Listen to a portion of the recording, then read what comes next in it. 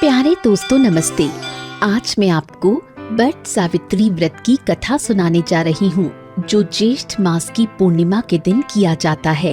ये कथा सावित्री के व्रत की है, जो अपने पति सत्यवान के प्राण यमराज से छुड़ा कर लाई थी। तभी से ये व्रत आरंभ हुआ था।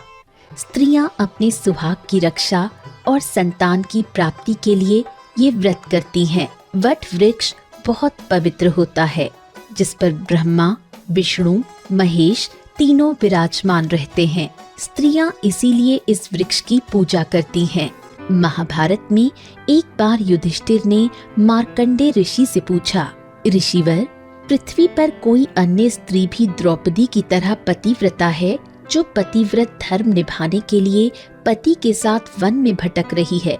ऋषि ने उन्हें सावित्री की कथा सुनाई, जो द्रौपदी से भी कठिन पति धर्म निभा चुकी है।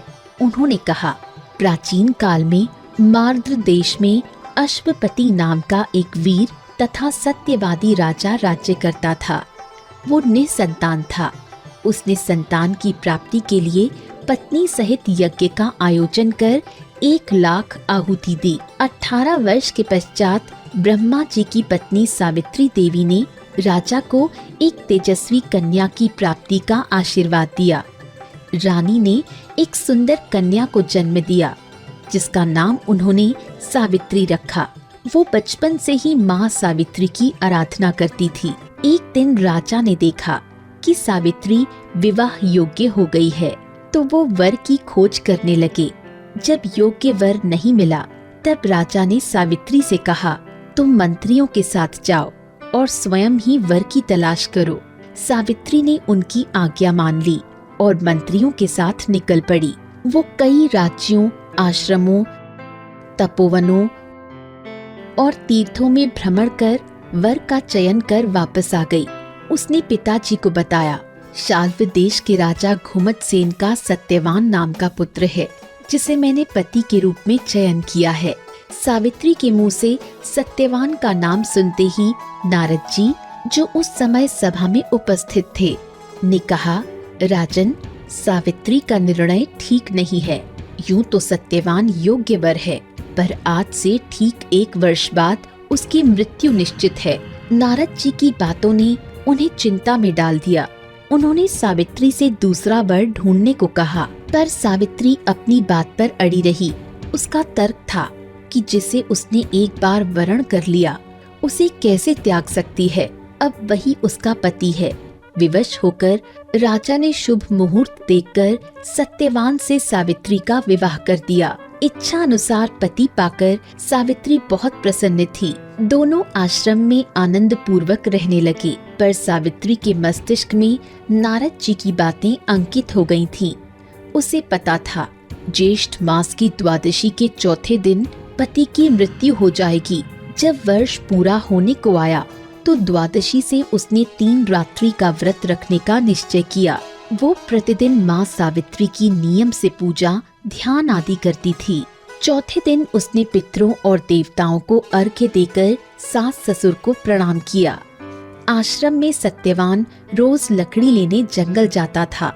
उस दिन सावित्री ने भी माता पिता से अनुमति ली और पति के साथ चल दी। सत्यवान ने लकड़ी काटी और जैसे ही उसे बांधने के लिए झुका, तो उसका सिर घूमने लगा। वो धरती पर गिर गया। सावित्री को तो सच्चाई पता थी। वो पति का सिर गोद में लेकर बैठ गई। थोड़ी देर में यमराज आए। सावित्री ने उन्हें प्रणाम किया। यमराज ने अपना परिचय दिया और कहा, तुम्हारे पतिव्रता होने के कारण मेरे दूत तुम्हारे पति की आत्मा को नहीं ले जा सके। इसे लेने मैं आया हूँ। ये कहकर उन्होंने सत्यवान के शरीर से प्राण निकाल लिए और यमलोक की ओर चलने लगे।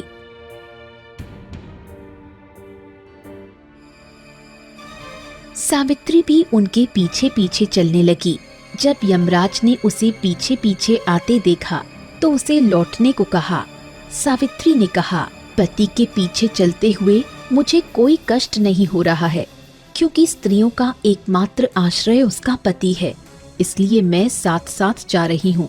सावित्री की धर्मपूर्ण बातों को सुनकर यमराज प्रभावित हो गए और उन्होंने सावित्री से वरदान मांगने को कहा।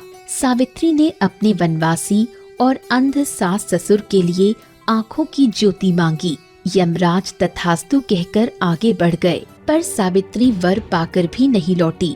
वो पीछे पीछे चलती रही, क्योंकि पति के पीछे चलना ही उसका कर्तव्य था। यमराज ने खुश होकर उसे एक और वर मांगने को कहा। सावित्री ने इस बार वर के रूप में ससुर का राज्य वापस मांग लिया। यमराज ने तथास्तु कहा और सावित्री से लौटने की विनती की, पर सावित्री नहीं मानी और वो चलती रही।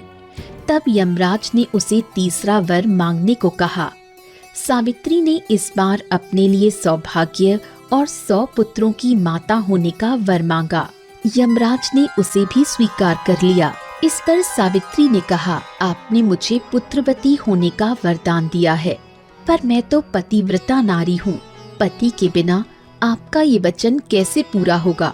अब यमराज ने हार मान ली और चने के रूप में सत्यवान के प्राण सावित्री को लौटा दिए। सावित्री चना लेकर वट वृक्ष के नीचे पति के शव के पास आई और उसने चने को पति के मुंह में रखा। उसके ऐसा करते ही सत्यवान जीवित हो गया।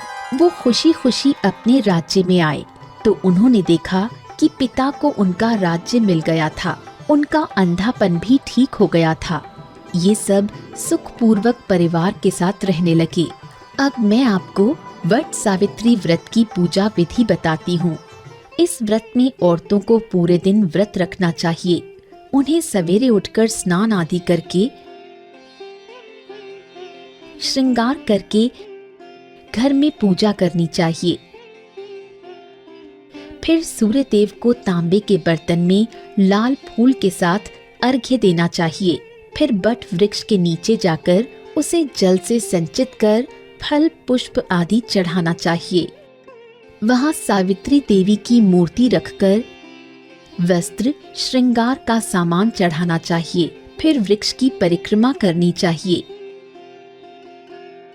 भीगे लाल चने का छिलका निकालकर उसे कुछ रुपयों के साथ सासू जी को भेंट करना चाहिए। चढ़ाई गई वस्तु को किसी जरूरतमंद को दान कर देना चाहिए। पितरों को पिंडदान करना चाहिए। दोस्तों, इस कहानी से हमें यही सीख मिलती है कि अगर सच्चे मन और सच्ची श्रद्धा से किसी चीज को प्राप्त करने की चाहत हो तो खुद ईश्वर भी आपकी चाहत पूरी करने से पीछे नहीं हट सकते। अब आपको सावित्री व्रत की विधि समझ में आ गई होगी। ऐसी और जानकारियों के लिए इसे लाइक और शेयर जरूर करें। धन्यवाद।